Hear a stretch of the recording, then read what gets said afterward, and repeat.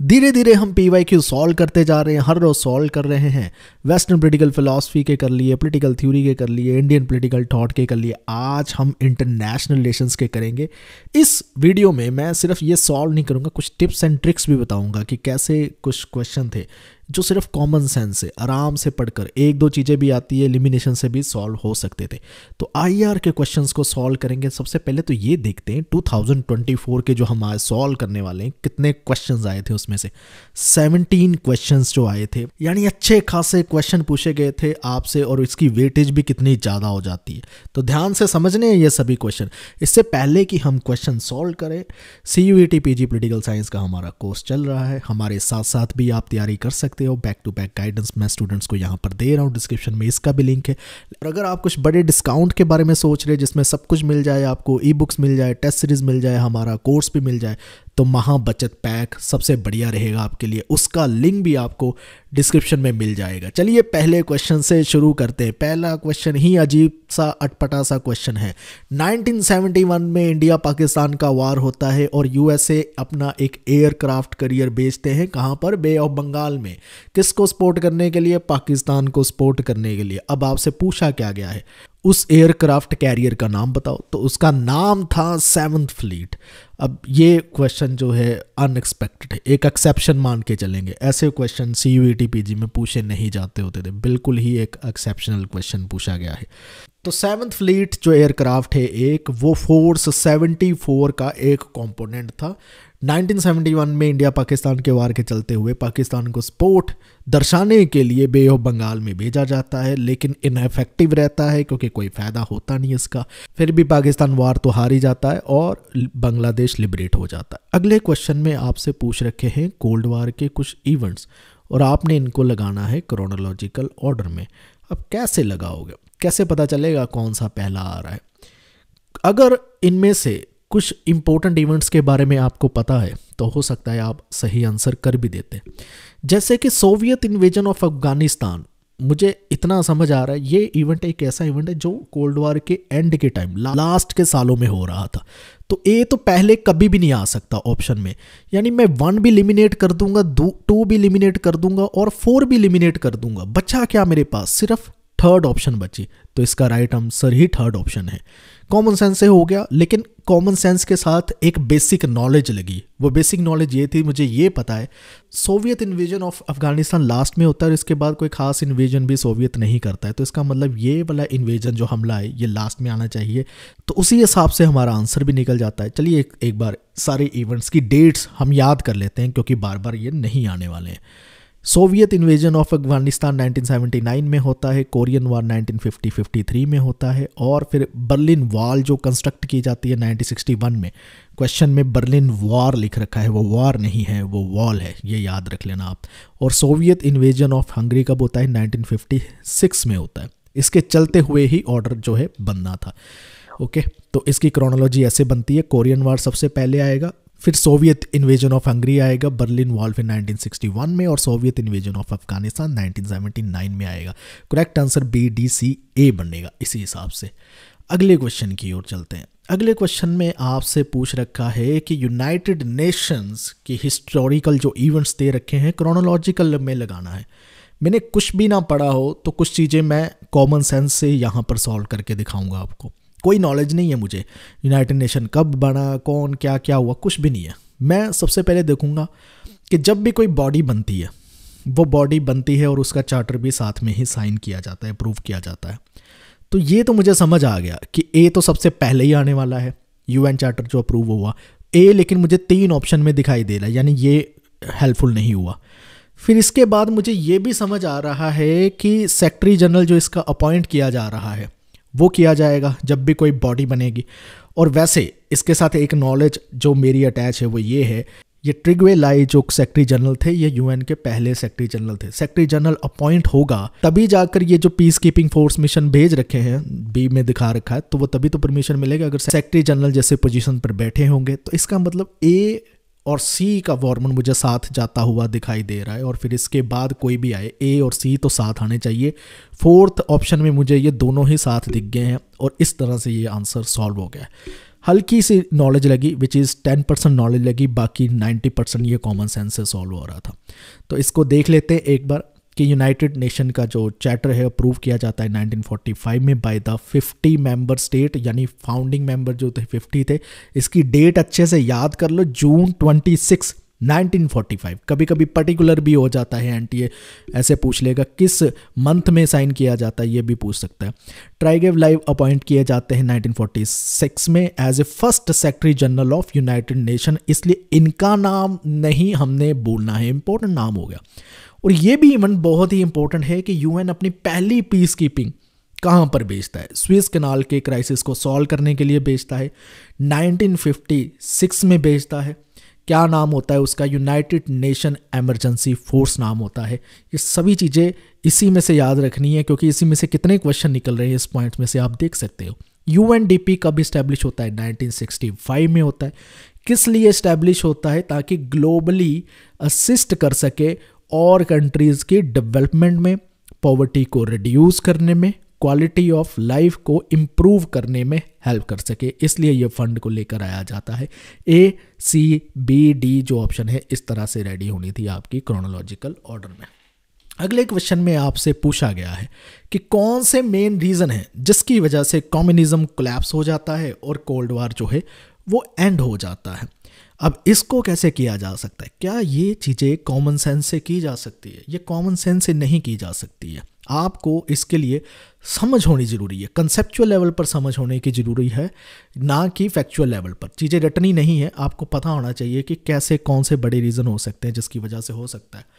एक तो चीज़ देखिए, पहले में लिख रखा है स्ट्रक्चरल वीकनेस थी, कुछ सोवियत स्टाइल कम्युनिज्म में। यस, स्ट्रक्चरल वीकनेस थी तभी जाकर वो गिरा। अगर वो स्ट्रक्चरली स्ट्रॉन्ग होता तो वो क्लैप्स ही क्यों होता? कोई स्ट्रक्चर क्लैप्स कब होती है, जब उसमें स्ट्रक्चरल वीकनेस पाई जाती है। तो collapse of communism, collapse word से ही पता चल गया कि ए जो है वो राइट आंसर है, यानी सेकंड और फोर्थ ऑप्शन तो अपने आप ही एलिमिनेट होगी। अब मुझे फर्स्ट और थर्ड में से एक सही आंसर चुनना है। सेकंड बी में क्या रखा है इन्होंने, सोवियत इन्वेजन ऑफ अफगानिस्तान। क्या ये भी एक रीज़न हो सकता है कि उसने अफगानिस्तान पे हमला किया? हो सकता है वीक पड़ गया और ये सारी चीज़ें हो सकती है।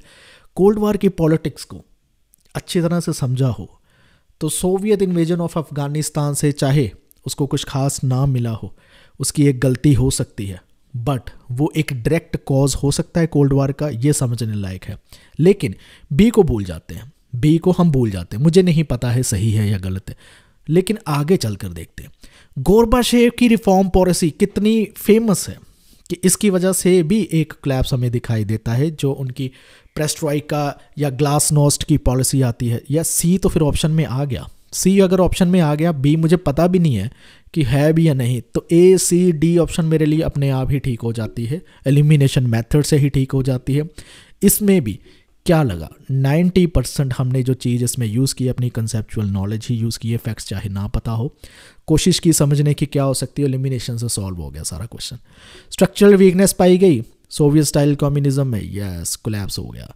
गोर्बाचेव की रिफॉर्म प्रोसेस भी जो ऐसे थे, सोवियत यूनियन की एक तरह से पॉलिटिकल और इकोनॉमिक सिस्टम को चेंज कर रहे थे। मिखाइल गोर्बाचेव बेसिकली प्रेसिडेंट थे उस टाइम के USSR के। दो फेमस पॉलिसीज आती है, एक का नाम है ग्लासनोस्ट, इसका मतलब होता है ओपननेस, और दूसरी का नाम है पेरेस्ट्रोइका, जिसका मतलब होता है रीस्ट्रक्चरिंग। और ये जब लेकर आते हैं, इसकी वजह से भी सोवियत यूनियन में हलचल मच जाती है। ओपननेस और रीस्ट्रक्चरिंग की ये जो पॉलिसी चलती है, बहुत सारे सोवियत यूनियन के जो मेंबर कंट्रीज थी वो अपनी कंट्री में ओपननेस जब मांगती है, इलेक्शन प्रोसेस मांगती है, नेशनलिस्ट मूवमेंट वहाँ पर चलने लगती है, और एक तरह से धीरे धीरे वो सोवियत यूनियन से अलग होने की डिमांड भी करने लगती है। इकोनॉमिक कल्चरल ग्लोबलाइजेशन उस टाइम पर काफ़ी चल रही थी, ग्लोबल कैपिटलिज्म फैल रखा था, कल्चरल इन्फ्लुएंस काफ़ी कर रहा था, इसलिए सोवियत कम्युनिज्म उस आंधी के सामने टिक ही नहीं पाया। सोवियत यूनियन ने अफगानिस्तान पे जो इन्वेजन किया है, जो अटैक करता है वहाँ पर, वो हो सकता है कि एक उसको वीकनेस का एक ब्रॉडर रीज़न हो सकता है, लेकिन कोल्ड वार के साथ डायरेक्टली कांटेक्ट इसका नहीं है। कहने का मतलब कोल्ड वार ख़त्म होने के साथ डायरेक्टली इसका रीज़न नहीं बनता है, इसलिए ये नहीं आंसर में आना था। हमें इसका आंसर चाहे पता भी नहीं था, लेकिन हमने तो निकाल लिया भाई एलिमिनेशन मेथड के थ्रू। अब ये भी एक क्वेश्चन है, अगर आपको अच्छे से नियो लिबरलिज्म के बारे में, चीज़ों के बारे में नहीं पता, तो हो सकता है ये आंसर ना कर पाते आप। टेक्नो बॉयज़ करके एक टर्म है जो अमेरिकन ट्रेंड ग्रेजुएट्स कह सकते हो आप। ये मेनली के इकोनॉमिक्स और इंजीनियरिंग बैकग्राउंड से आते थे। इकोनॉमिक पॉलिसी मेकिंग को काफ़ी इन्फ्लुएंस करते हैं। किसकी करते हैं, कहाँ करते हैं? लैटिन अमेरिका की एक कंट्री है चिली, वहाँ पर जाकर ये इन्फ्लुएंस करते हैं, यानी कुछ टेस्टिंग करते हैं। नई इकोनॉमिक पॉलिसीज़ को अमेरिका में लेकर आने से पहले चिली में एक्सपेरिमेंट किया जा रहा है। तो कहते हैं चिली जो है गिनी पिग था इनके लिए, और टेस्ट करते हैं। ये पूछा गया किस सेंचुरी में करते हैं ये टेस्ट। ये 20वीं सेंचुरी के फाइनल डिकेड्स में ये टेस्ट करते हैं वहाँ पर जाकर कि ये ऐसी पॉलिसीज़ कामयाब भी हो सकती है कि नहीं। तो टेक्नो बॉयज़ टर्म उनके लिए यूज़ किया जाता था। तो ये एक्सपेरिमेंट 1970s और 80s के टाइम पर चलता है। अगले क्वेश्चन की ओर चलते हैं। आपसे कुछ बॉडीज़ दी गई है और इनको क्रोनोलॉजिकल ऑर्डर में लगाना है। इसका राइट आंसर देखने के लिए आपको ये पता होना चाहिए कि नैम, एजियान, सार्क जैसी जो बॉडी है वो तो बाद में ही आती है। यूएनओ बॉडी तो वर्ल्ड वॉर 2 के बाद आ जाती है। थोड़ा बहुत भी पढ़ा हो तो आपको हिंट मिल जाता है। तो सी तो सबसे पहले आ जाता है। तो यानी फर्स्ट और सेकंड ऑप्शन हो गई यहाँ पर एलिमिनेट। सी पहले आ गया। अब सी के बाद ये देखना है कि सी के साथ इन्होंने लिख रखा है एजियान और सी ए, या फिर फोर्थ में बता रखा है सी बी, यानी या नैम आया होगा। तो कौन सी आई होगी? क्योंकि कोल्ड वार पॉलिटिक्स में एक चीज़ चलती है, वो ये थी कि या तो आप यूएसएसआर के साथ मिलो या तो आप यूएसए के साथ मिलो। कुछ ऐसी कंट्रीज़ थी जो कहती थी हम दोनों के साथ नहीं मिलेंगी। और ये डिसीज़न वो कब लेते? कोल्ड वार के लास्ट में जाकर ले ले? नहीं, शुरुआती दिनों में ही ले लेते ना कि नहीं हम नहीं जुड़ेंगे किसी के साथ। वो नॉन अलाइंड कंट्रीज़ कहलाई, यानी सी बी जो है आएगा सबसे पहले और फिर बाकी की ऑप्शन बाद में आएगी। तो फोर्थ ऑप्शन हो जाता है। इसके लिए आपको थोड़ी सी समझ और नॉलेज चाहिए और बाकी एलिमिनेशन मेथड 50% टेक्निक 50% नॉलेज, और ये भी आंसर सॉल्व हो जाता। तो क्रोनोलॉजिकल ऑर्डर कुछ ऐसे हैं।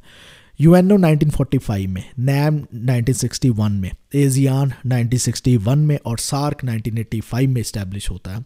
अगले क्वेश्चंस की ओर चलते हैं और आपने ये पूछ रखा है इनमें से कि कौन सा यूनाइटेड नेशन ऑर्गेनाइजेशन का प्रिंसिपल ऑर्गन है। ये अब नॉलेज के बेस पे, इसमें ज़्यादा कोई टेक्निक्स नहीं लग सकती है कि कम से कम आपको किसी प्रिंसिपल ऑर्गन्स के नाम तो पता होने चाहिए। ये तभी आप सॉल्व कर पाते हैं क्वेश्चन को। इसका right answer option number A, B, D है। सी जो है यूनेस्को, वो प्रिंसिपल ऑर्गन है ही नहीं इसका। सिक्योरिटी काउंसिल है, ट्रस्टीशिप काउंसिल है, लेकिन यूनेस्को एक स्पेशलाइज्ड एजेंसी है। वही इंटरनेशनल कॉस्ट ऑफ जस्टिस जो है वो भी इसका प्रिंसिपल ऑर्गन है। इस तरह से इसका आंसर हम सॉल्व कर सकते थे। पेलोपोनेशियन वार जो हुआ था वो स्टोरी किन के बारे में है, यानी किन के बीच में ये वॉर हुआ था। तो थुसिडिडीज जो है एक थिंकर है, पुराने रियलिस्ट क्लासिकल थिंकर, हम पढ़ते भी इन्हें। तो इन्होंने जो इस बुक को लिख रखा है पेलोपोनेशियन वार, इनकी बुक का नाम है। वो स्टोरी किसके बारे में ये पूछ रखा है, कौन सी दो स्टेट्स के बारे में? एथेंस और स्पार्टा के बारे में। पेलोपोनेशियन वार आपको पता होगा हिस्टोरिकल का एक फेमस जो है इवेंट है। 30 साल तक ये वार चलता है, बहुत लंबा टाइम ये वार चलता है। 5th सेंचुरी BC में ये चल रहा होता है। इसमें जो है स्पार्टा जीतते हैं, एथेंस हार जाते हैं और ये वार फिर 30 साल बाद ख़त्म होता है जाकर। 2 लिस्ट दी गई है, दोनों को आपने मैच करना है। अब ये लिस्ट भी आप तभी मैच कर पाएंगे अगर इनमें से कम मिनिमम 1 का आंसर तो पता हो, फिर जाकर हो सकता है मैच हो सकती है। अगर आपको पता हो कि ये जो इंडो US न्यूक्लियर डील हुई थी मनमोहन सिंह के टाइम पर हुई थी। मनमोहन सिंह की सरकार 2004 के बाद आती है। 2004 तक तो अटल बिहारी वाजपेयी की सरकार लेती है। तो 2005 सी का जो है 4th आंसर होना चाहिए। और मुझे ऑप्शन में सी का 4th जो है एक ही जगह पर दिखाई दे रहा है, वो है ऑप्शन नंबर 4। तो इस तरह से आंसर निकल जाता है। मुझे बाकी के एग्रीमेंट्स ना भी पता हो, ना भी पढ़े हो कभी, तो एक भी अगर अच्छे से कुछ पता हो तो निकल सकते हैं। अभी याद कर लो, ताशकंद एग्रीमेंट होता है 1966 में। ये एग्रीमेंट अपने आप में एक इम्पोर्टेंट एग्रीमेंट है, क्योंकि इंडिया पाकिस्तान की वार जो 1965 में होती है, उसको ख़त्म करने के लिए जो एग्रीमेंट लेकर आया जाता है वो है Tashkent agreement. Lal Bahadur Shastri Tashkent में जाते हैं, साइन करते हैं इस एग्रीमेंट को। साइन करने के बाद उनकी रात को डेथ वहीं पर हो जाती है। ताशकंद फाइल्स करके एक मूवी भी है, वो भी आप देख सकते हो। तो 1966 इसलिए इम्पोर्टेंट है और ताशकंद एग्रीमेंट बोलना नहीं है आपने। शिमला अकॉर्ड, शिमला अकॉर्ड भी कब साइन होता है? जब इंडिया और पाकिस्तान की वार चल रही होती है, जिसे बांग्लादेश वार भी कहते हैं या बांग्लादेश लिबरेशन वार भी कहते हैं। तो उसको ख़त्म करने के बाद जो साइन होता है वो 1971 में होता है। कोई भी वार, कोई भी बैटल ख़त्म होती है तो उसके बाद एक पीस ट्रीटी साइन की जाती है। जैसे ताशकंद एग्रीमेंट में भी वही चीज़ है और शिमला अकॉर्ड भी वही चीज़ है। Indo US nuclear deal sign होती है 2005 में, बहुत ही इंडिया के लिए फेमस और इम्पॉर्टेंट इवेंट है। गंगा वाटर शेयरिंग एग्रीमेंट जो होता है वो 1996 में होता है। इस क्वेश्चन में आपको एक लिस्ट दी गई है जिसमें बुक्स दिए गए हैं, दूसरे में लिस्ट दी गई जिसमें ऑथर दिए गए। सभी बुक्स अगर आपको नहीं भी पता तो आपको ये तो पता होगा कि आईआर जो है वो सबसे इम्पोर्टेंट टेक्स्ट बुक ही दे दी इन्होंने, globalisation of world politics, Baylis और स्मिथ ने लिखी है, बहुत फेमस बुक है। बी का 2 जो है वो राइट आंसर होना चाहिए, यानी 1 और 3 बी और 2 दोनों आ जाते। अब बाकी का आप कैसे करोगे अगर नहीं पता? कैसे? मुझे थोड़ा बहुत आइडिया था क्योंकि स्टीवन ल्यूक्स का हम पावर का कंसेप्ट पढ़ते हैं, जब पावर की हम पॉलिटिकल थ्योरी में बात करते हैं तो पावर ए रेडिकल व्यू उनका है। सी का 3, बी का 2, सी का 3 एक ही ऑप्शन में है, वो है 1 पे। तो ये टेक्निक से नहीं निकल सकता है, एलिमिनेशन मेथड से भी अच्छे से नहीं निकल सकता है। आपको कम से कम 1 या फिर 2 बुक्स के नाम मिनिमम पता होते तब जाकर ये सॉल्व होता है ये क्वेश्चन। तो ये जो बुक है an unwritten future, realism and uncertainty in world politics, ये जॉनथन कृष्णर की है। Globalisation of world politics, Baylis, John Steve Smith, ये फेमस ऑथर है। ये बुक तो हम ग्रेजुएशन में, मास्टर्स में पढ़ते हैं तो इसलिए ये बुक तो आपको वैसे भी पता होनी चाहिए थी। Power a radical view Steven Lukes की है। Regions and power, the structure of international security, Barry Buzan की है। अगले क्वेश्चन की ओर चलते हैं।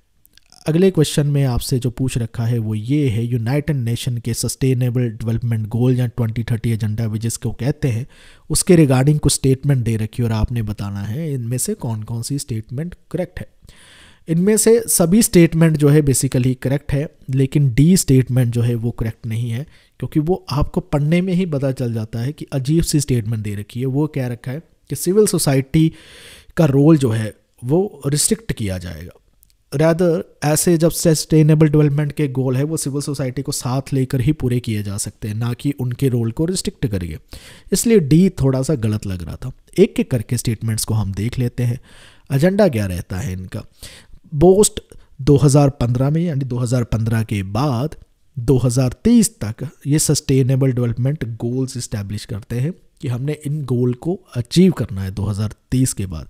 सस्टेनेबल डेवलपमेंट गोल से पहले मिलेनियम डेवलपमेंट गोल्स रहते हैं यूएन के, तो ये आपको पता होना चाहिए। वो गोल्स कौन कौन से हैं एक बार वो भी रीड कर लेना। हो सकता है आपको लिस्ट दे दी जाए और पूछा जाए इनमें से कौन सा गोल सस्टेनेबल डेवलपमेंट गोल में नहीं आता।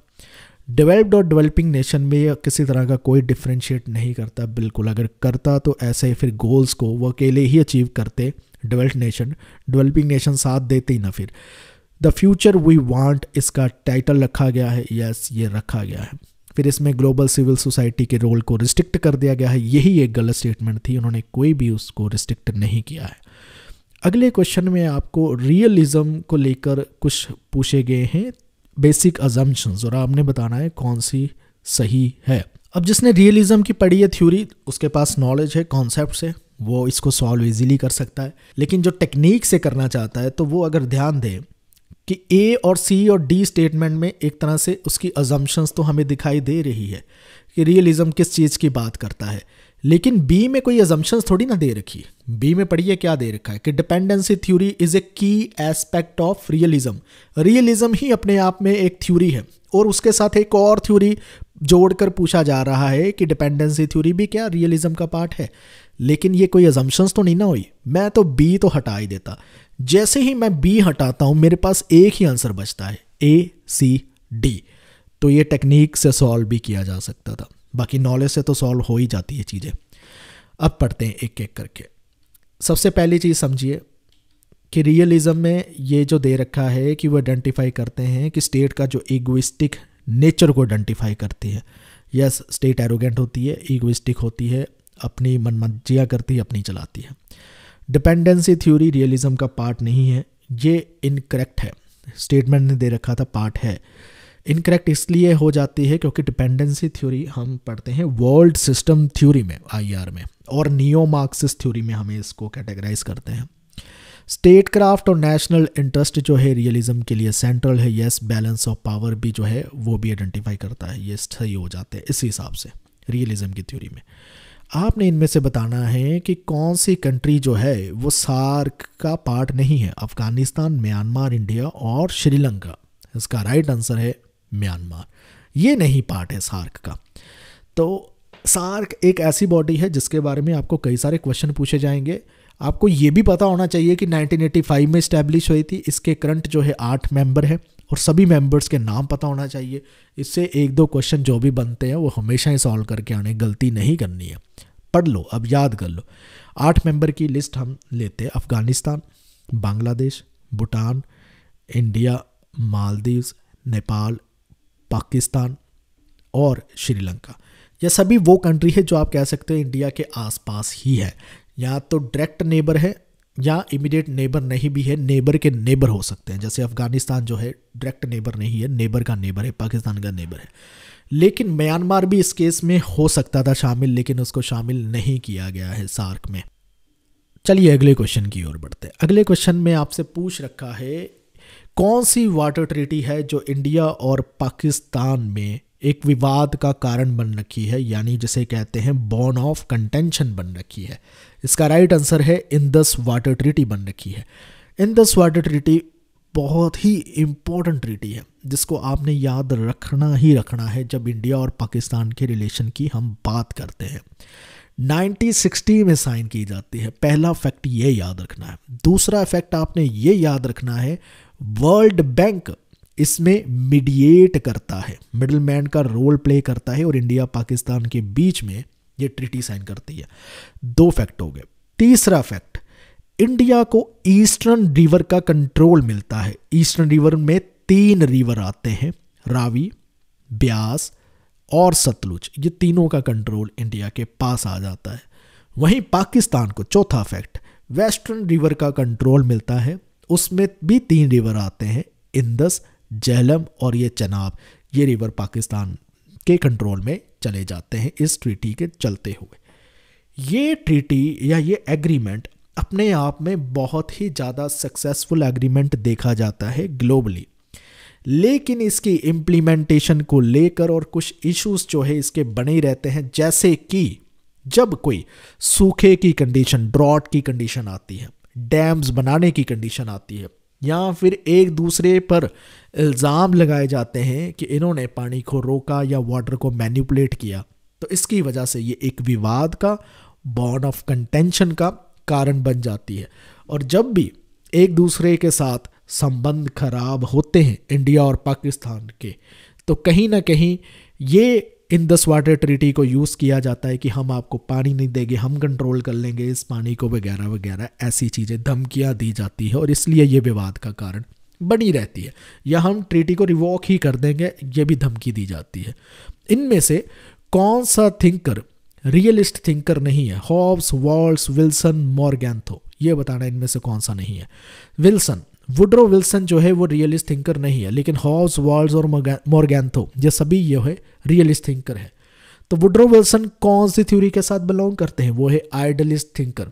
वर्ल्ड वॉर 1 के बाद प्रेसिडेंट अमेरिका के वुड्रो विल्सन जो है वो अपनी स्पीचेस देते हैं कुछ, जिसमें उनकी 14 पॉइंट स्पीच बहुत पॉपुलर है, जिसमें वो जिस तरह के रूल्स प्रिंसिपल्स की बातें कर रहे हैं वो आइडियलिज्म के साथ ही एसोसिएटेड करते हैं। लीग ऑफ नेशन जैसी चीज़ें बनाना, आम जो है रेस को कम करना, ऐसी चीज़ों की जो भी बातें कर रहे हैं। बाकी थॉमस हॉब्स, केनेथ वाल्स और इसके साथ आते हैं हंस मॉर्गैंथो। मेरा एक यूट्यूब पे वीडियो है जिसमें मैंने सभी आईआर की थ्योरीज कवर कर रखी है, वो जाकर देखिए। ये क्वेश्चन तो आपका वैसे ही सॉल्व हो जाता, आपको पता चल जाता कौन से थिंकर से कौन कौन बिलोंग करता है। अगले क्वेश्चन की ओर चलते हैं। सार्क की स्पेशलाइज्ड बॉडीज पूछ ली गई है और इसका ईयर ऑफ एस्टैब्लिशमेंट आपने बताना है। अब ये क्वेश्चन ऐसा है, टेक्निक से तुक्के से सॉल्व नहीं हो सकता, ये नॉलेज बेस्ड क्वेश्चन है। जब आपने ये चीज़ें पढ़ी होगी तभी जाकर ये सॉल्व होता है। मैंने अपने पिछले ईयर के स्टूडेंट को भी कहा था कि सार्क की स्पेशलाइज्ड बॉडीज़ ध्यान से याद करके जाना, इस पे क्वेश्चन आने की संभावना हो सकती है, और ऐसा क्वेश्चन देखिए आ भी गया। इसका राइट आंसर वैसे तो ऑप्शन नंबर 3 है, लेकिन एक एक करके हम देखते हैं। सार्क एग्रीकल्चर सेंटर 1988 में आता है। सार्क डेवलपमेंट फंड अप्रैल 2010 में आता है। सार्क आर्बिट्रेशन काउंसिल सितंबर 2010 में फॉर्म होती है, और South Asian regional standard organisation जो है 2011 में बनती है। इस तरह से ये आंसर है, ये याद कर लो अभी भी, अगली बार हो सकता है फिर आ जाए। ये आपसे कुछ इवेंट्स पूछ रखे हैं और इनको आपने लगाना है क्रोनोलॉजिकल ऑर्डर में। अब इसमें भी 90% टेक्निक है, 10% नॉलेज हम यूज़ करेंगे। अब 10% जो मैं नॉलेज यूज़ करने वाला हूँ वो क्या है? मुझे पता है ये क्यूबन मिसाइल क्राइसिस एक कोल्ड वार में महत्वपूर्ण इवेंट है, तो ये 1960s के आसपास हुआ होगा, कोल्ड वार के टाइम पे ही हुआ होगा। कारगिल वार 1998 में इंडिया और पाकिस्तान की हुई होगी। मैं डेट्स चाहे बोल रहा हूँ, लेकिन आपको मैं जब टेक्निक बताऊंगा ये डेट्स की ज़रूरत ही नहीं पड़ेगी। इंडियन पीस कीपिंग फोर्स जो है श्रीलंका पर राजीव गांधी की गवर्नमेंट बेचती है, तो इसके टाइम पीरियड भी 85-90 के बीच 80s का टाइम है, पता चल जाता है। अब छोड़ दो डेट्स को, मैं भूल जाता हूँ ये कब हुआ है, लेकिन एक डेट्स, ये सारे इवेंट्स बाद के इवेंट्स है, लेकिन एक डेट जो है वो सबसे पहले बनेगी, वो है Japanese attack on Pearl Harbor, USA के। जो पर्ल हार्बर एक मिलिट्री बेस था यूएसए का, वहाँ पर अटैक किया जाता है। वर्ल्ड वार 2 में ये एक इतना इंपॉर्टेंट इवेंट है क्योंकि इसकी वजह से यूएसए जो है वर्ल्ड वार 2 में इन्वॉल्व होता है, अदरवाइज वो ना होता, तो इसलिए डी इंपॉर्टेंट इवेंट है। तो यानी ये वर्ल्ड वार 2 जो 1945 चलता है उससे पहले का ही ये इवेंट होगा, तो ऑफ कोर्स डी मुझे दिखाई दे रहा है एक ऐसा इवेंट है जो सबसे पहले आना चाहिए। बाकी ये जो इवेंट है कहीं ना कहीं मेरी 10% नॉलेज, चाहे मुझे डेट्स भी नहीं पता, बाद में ही हुए होंगे, तो मैं सबसे पहले कौन सा इवेंट लगाना चाहूँगा? ऑप्शन 1 में ही दिख रहा है, डी को पहले लगाऊंगा, बाकी ऑप्शन का मुझे नहीं पता कहाँ जाने वाली है। तो 90% टेक्निक और एलिमिनेशन से ये क्वेश्चन सॉल्व हो जाता है। Option number 1 is the right answer. एक एक करके सबकी डेट्स याद रख लो भाई। Japanese attack on Pearl Harbor, ये बहुत ही इंपॉर्टेंट है इवेंट है, दिसंबर 7 1941 में होता है। इसके चलते हुए यूएस वर्ल्ड वार 2 में खींचा चला आता है। क्यूबन मिसाइल क्राइसिस जो है 1962 में होता है, और फिर इंडियन पीस कीपिंग फोर्सेस जो श्रीलंका में भेजी जाती है वो 1987 में भेजी जाती है। कारगिल वार जो होता है 1999 में होता है, इंडिया और पाकिस्तान के बीच में। उम्मीद करता हूँ आपने आज काफ़ी टेक्निक्स या समझा होगा कौन से मेथड्स लगाकर सॉल्व किए जा सकते हैं क्वेश्चन, क्योंकि पेपर में आप देख सकते हो कि आपकी 100% नॉलेज नहीं काम कर रही होती है, टेक्निक्स के वैल्यू बहुत इंपॉर्टेंट है। तो टेक्निक्स देखिए कैसे हो सकता है कि अगर ये क्वेश्चन मुझसे पूछ लिया जाता, जब भी आप मॉक सॉल्व करते हो, PYQ सॉल्व करते हो, एक क्वेश्चन पूछो कि मुझे नहीं पता, इसके फैक्ट्स के बारे में नहीं पता, मैं भूल गया पेपर में, तो मैं कैसे सॉल्व करता, क्या दिमाग लगाता, क्या टेक्निक लगाता कि इसको मैं अच्छे से सॉल्व कर लेता। तो बैठिए अपने साथ, बातें कीजिए, समझिए और सॉल्व कीजिए। और अगर मेरे साथ पढ़ना चाहते हो आप और भी डिटेल में चीज़ों को, तो पॉलिटिकल साइंस का ये CUET PG का कोर्स है, उसको डिस्क्रिप्शन में जाकर आप एनरोल कर सकते हो। आज की वीडियो में इतना ही, अगली वीडियो में हम मिलते हैं। इस वीडियो को देखने के लिए आपका बहुत बहुत धन्यवाद। आपसे इजाज़त लेते हैं जाने के लिए। Thank you.